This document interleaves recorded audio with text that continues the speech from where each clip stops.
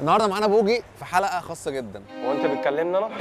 انا عايزك تهدى. وحلقه مهمه جدا صراحه، لان هي من الحلقات القريبه الى قلبي. يا حبيبي ده مش مكانك يا ابني، انت مش واحد بتشرب مخدرات. في مشكله بقالها سنين، فكره عدم تقبل الناس للمدمنين المتعافين في المجتمع. هل انت قدوة مثلا للمجتمع؟ انت واحد مكانك في الحبس. فكره ان انت تعافيت من المشكله اللي كانت عندك، سواء ادمان مخدرات او ادمان قمار او ايا كان ايه هو، ان انت ترجع تاني المجتمع، تروح تشتغل عادي، تروح في اماكن عامه عاديه. انت نموذج ما ينفعش الواحد يشوفه. انت ايه يا ابني اصلا اللي جايبك هنا؟ ليه اماكن يا عم يروحها يا عم؟ ايه اللي يخلينا ناجي هنا الاقي واحد زيك يا عم؟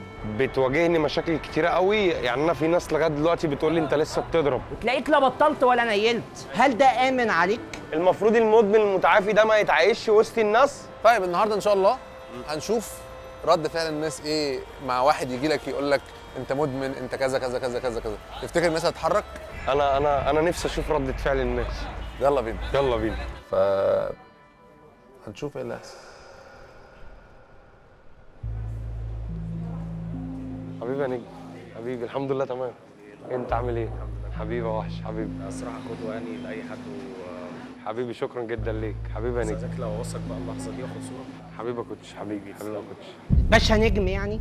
ايه؟ نجم انت يعني علشان حد يتصور معاك على ايه انت يعني؟ هو في ايه؟ انت ايه يا ابني اصلا اللي جايبك هنا؟ هو انت بتكلمني انا؟ بكلمك طب انت. عايز ايه؟ مش فاهم. يا ابني انت مش واحد بتشرب مخدرات وسيرتك مليانه على النت. هل انت واحد نجم يعني علشان حد يقف يتصور معاك؟ هل انت قدوه مثلا للمجتمع علشان حد يتصور معاك؟ هو ايه اللي انت بتقوله ده حضرتك؟ ما انا بكلمك. ايوه طب ايه اللي انت بتقوله ده اللي يا جه عم؟ يتصور معاك ده انت واحد دلوقتي بتاع مخدرات. اسمك نوجي ولا اسمك؟ اسمي بوجي. اسمك انت بوجي. في روح إيه؟ دور على طنطا. طب ايه اللي انت هو بتقوله؟ ايه اللي اسمك بوجي؟ انت واحد مكانك في الحبس ولا مكانك في 60 داهيه؟ طب هو حضرتك ايه مين اللي طبعا يدخل عشان تحكم واحد عليا؟ زي ده في طيب مكان محترم زي هنا يا فندم؟ انت مش كنت بتشرب مخدرات؟ يعني ايه كنت بشرب مخدرات؟ يعني انا مش ايه زيك اللي يعني؟ يجيبك يقعدك وسطينا هنا؟ هو ده سوبر ماركت محترم؟ روح شوف لك سوبر ماركت في حاره ولا في اي مصيبه سودة. واحد دخل بيتصور معاه وهو بيتصور معاه كانه نجم سينما. ايوه ده واحد ده واحد. ايه اللي يخلي واحد يتصور معاه يعني؟ انا عايزك تهدى. اهدى خالص، اهدى خالص، اهدى. ايوه ليه يعني واحد يتصور معاه يعني؟ انت تعرفني منين ان انا فيا بلاوي؟ انا عارفه ده مش نجم سينما عشان حد يتصور معاه. ماشي. ده واحد دخل حد يتصور معاه. ركز معايا ده جوري عامة، انا عارفه من زمان. تمام. خير يا عم، حصل له ايه؟ حصل دخل في سكه شمال وبعد كده رجع تاني فيها. ايه ايوه المشكلة؟ ايه اللي يخليه يتصور مع الناس؟ هو ضايقك في حاجه؟ هو ضايقك في حاجه؟ ركز ما هو ما معايا. ينفع. اكلم مين دلوقتي يا جماعه؟ اكلم مين؟ اكلم مين؟ ليه؟ انت ينفع ان هو يتصور ويبان ان هو قدوه قدام الناس؟ امسك يا كريم، امسك يا كريم. انا عايز اتصور معاك. يا باشا ولا اي حاجه ولا اي حاجه. بوجي ايه؟ على فكره انا اخوك من السلام اضحك. جنبك. ولا اي حاجه والله. حبيبي حبيبي. قررنا نغير الموقف ونشوف يعني نبدل السيتويشن اللي حصل قبل كده، نشوف حاجه تانية بحيث ان نشوف ردود افعال الناس هتختلف ولا لا، وبحيث برضو ان احنا نحاول نتست الناس بطريقه مختلفه. دي جبن ولا مخللات؟ ممكن دواني الجبنه اللي انت قلت عليها؟ هو انت مش الشخص بتاع المخدرات ده؟ يعني ايه بتاع المخدرات؟ بطلت مخدرات، اتعافيت من المخدرات الكلام ده؟ في ايه؟ بطلت بقى ولا انت؟ اكيد الحمد لله. تقول انت بتعمل حاجه على النت، بتقعد تطلع على النت وتقعد تقول انا بطلت مخدرات وعملت مخدرات ومش عارفه ايه. تاخد فلوس يعني؟ بيجيلك فلوس يعني كويس؟ لا بس بطلع انصح الناس. تنصحوا بايه يعني؟ يسمعوا واحد مدمن زيك في ايه يعني؟ يشربوا مخدرات يعني؟ ايوه انت بتنصح الناس ان هم يشربوا مخدرات يعني؟ لا حضرتك. يعني ايه النصيحه اللي ياخدوها من نموذج من واحد زيك؟ انت واحد بتاع مخدرات، ايه اللي يجيبك هنا؟ ايه اللي يخلينا ناجي هنا الاقي واحد زيك يا عم؟ انا عملت لحضرتك حاجه دلوقتي؟ يا عم انت واحد مش امن على انك انت تبقى هنا عشان انت مش نموذج الواحد يشوفه. وانا مش فاهم ايه سر التباهي بتاعك بنفسك. ماشي انا بوجي انا مش عارفه ايه يا عم، ما خلصنا. زي طالع لي على النت برضه للشباب وللناس انا بطلت مخدرات، انا اتعافيت، انا بتاع، وتلاقيك لا بطلت ولا نيلت. ما ينفعش تثبت على فكره. بتعمله ده ايه؟ يا باشا ده مكان بتاع ناس محترمه، مش ان هو يقعد ياكل بالطريقه ديت ويقعد يتنطط وانا بوجي ودوقني ومش دوقني وانا مش والكلام من حق ده. اعيش زيك تمام؟ يعني. في ناس شغاله هنا تقول له لو هو متضايق. كل شويه كده عمال يتنطط. ايوه طب انا مضايق حضرتك في ايه؟ وعمل حاجه كويسه، انا مضايقك في ايه دلوقتي؟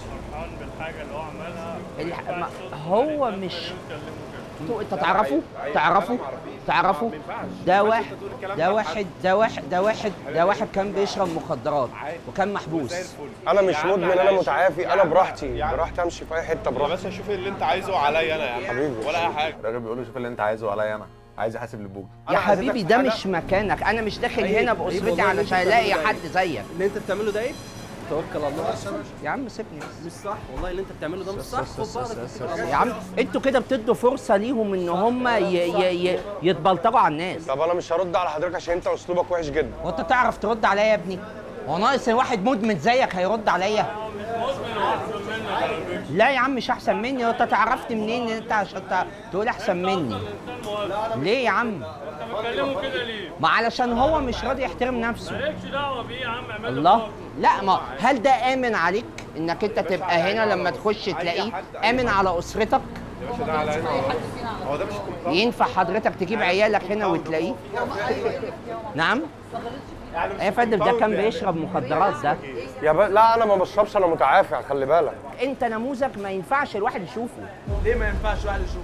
علشان ده واحد بيشرب مخدرات. يعني احنا المفروض ان احنا كمجتمع نشجعه ان هو بطل، ولا ان احنا مجتمع نقول ان احنا ما ينفعش نشوفك ولا يلا روح كمل شرب؟ علشان خاطر هو واحد لما يروح مكان يحترمه، مش يجي يقعد يتنطط وياخد جبن وبتاع. وبعدين عمل ايه هو؟ ليه اماكن يا عم يروحها يا عم. انت احسن منه كده عشان انت تقول له ما حدش يشوفك هنا. قول له ده مدمن يا عم، ده ايه ده مدمن. علشان مدمن ده. بطل الله، ده على فكره احنا نشجعه على حاجه زي كده. ايه يا عم، ايه القصه العميقه اللي في حياتك؟ مالكش دعوه. شربت مخدرات وبطلت، شاطر يا عم، برافو. احمد زويل انت يعني بوجي. يعني اتفضل المفروض اديني المدمن درس اتعلم منك، اتفضل. المفروض المدمن المتعافي ده ما يتعايش وسط الناس. يا عم روح عيش وسط ناسك، ما تجيش هنا. هنا ده بتاع مين؟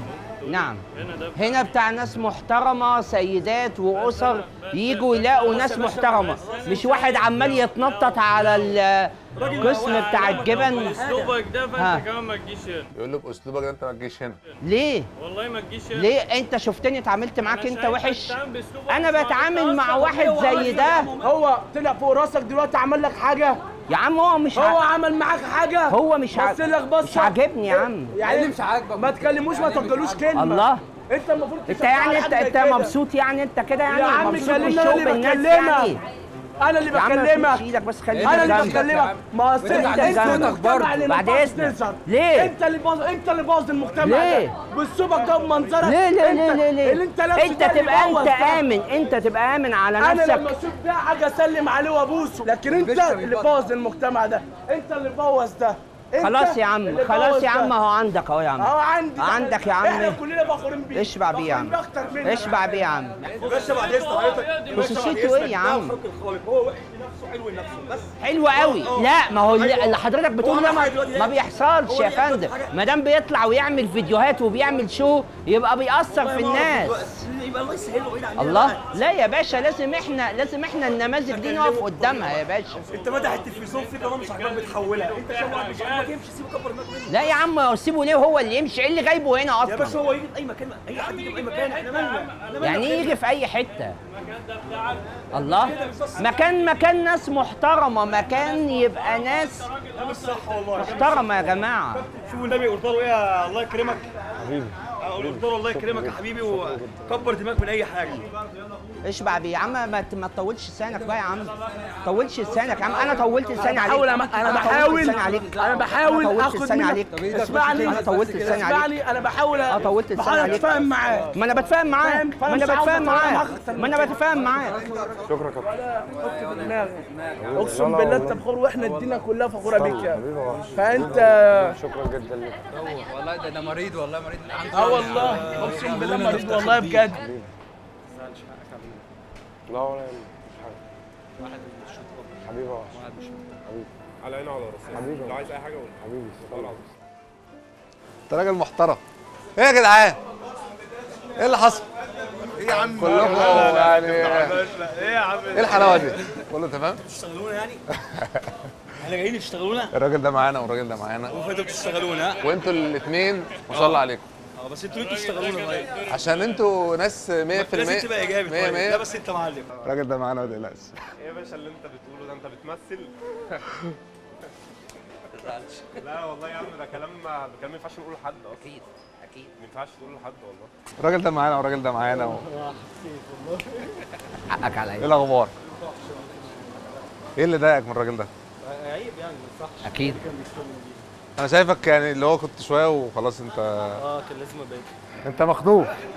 اصلا الموضوع ده حاجه مش طبيعيه والله. اتكلم بقى عليه بقى طالما تبعكوا يعني. ايه اللي حصل مع الراجل ده؟ انا شفت الرياكشن بقى فاهم عمال يزعق معاه وانت والمجتمع فانت المفروض تشجعه على حاجه زي كده اصلا. انت اتضايقت البوجي؟ طبعا ولا اي حاجه. بس بطريقه يا نهار اسود. شويه والله وكنت اجيب لك البوكس. انت ما شاء الله يعني معاك بنوتك واللي هو مثلا ايه ما قلتش لا عشان البنت انا مش هتكلم. لا اقول لا ليه؟ ما هو الراجل غلطان اصلا، ده بيقول لك مش مكانه وبتاع، هو مش مالك اصلا عشان تحكم فيه. شفتك برضه انت متضايقه. لا ده استفزني قوي، اصل هو بجد كان قدوه اكتر من ممتازه. الفكره بس ان يعني الناس دلوقتي للاسف عندها مشكله مع المدمن المتعافي، ان هو انت في يوم من الايام كنت مدمن، فانا برضه بيروح بعض الاماكن بتبص له نفس النظره دي اللي هي انت. هو المفروض الناس تشجعه على كده. يعني هو خلاص هو اتحط في هو بقى رمز كويس لينا. ده حقيقي. كتير. ومش بوجي بس، يعني مش بوجي بس، هو اي حد تعافى من الادمان هو المفروض يديله فرصه ثانيه.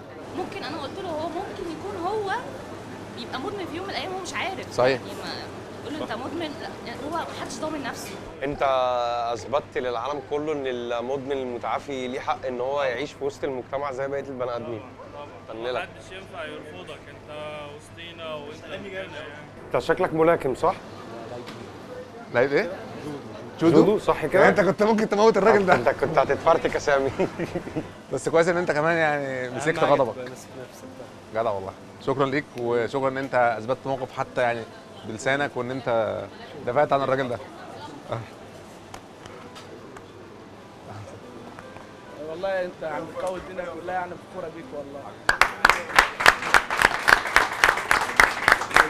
ايه اكتر حاجه النهارده يعني لفتت انتباهك او لمستك؟